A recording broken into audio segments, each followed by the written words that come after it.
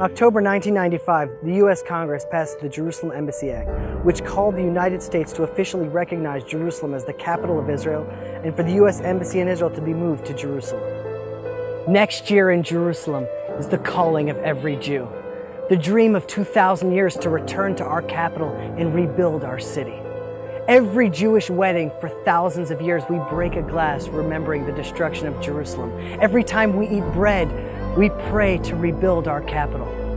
3 times a day, every Jew around the world faces Jerusalem and prays to come home and rebuild our capital. Jerusalem, our eternal capital, is mentioned over 600 times in the Jewish Bible.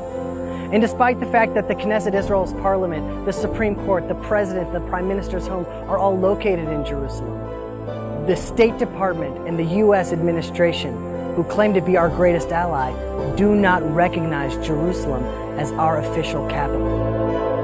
What is the capital of Israel? We are not going to prejudge the outcome of those negotiations, including the final status of Jerusalem. Does that mean that you do not regard Jerusalem as the capital of Israel? Jerusalem is a permanent status issue. It's got to be resolved through negotiations.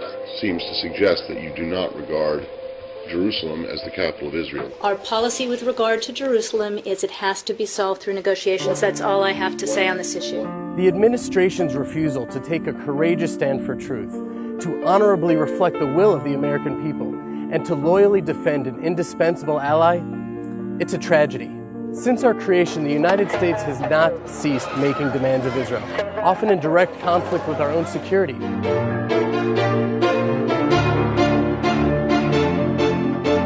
Our economic interests, or even the principles we are founded upon. Now is the time for Israel to make demands of its own. Since 1995, every 6 months, the U.S. president defers the bill passed by Congress, the elected officials of America, representing the will of the American people. Enough is enough. We want our greatest ally to take a stand for truth, fairness, a stand for justice, and to lead the way for the rest of the world to recognize Jerusalem as our capital. But before we can make any demands of others, we need a strong voice coming from the government of Israel, from the people of Israel, a voice that will reflect those values. Jeremy and I are running for Knesset in the Bayit Yehudi party because we believe Jerusalem is not just another issue that needs to be discussed. It is the issue that will determine Israel's very survival. Now more than ever, Israel needs bold spokesmen to the world.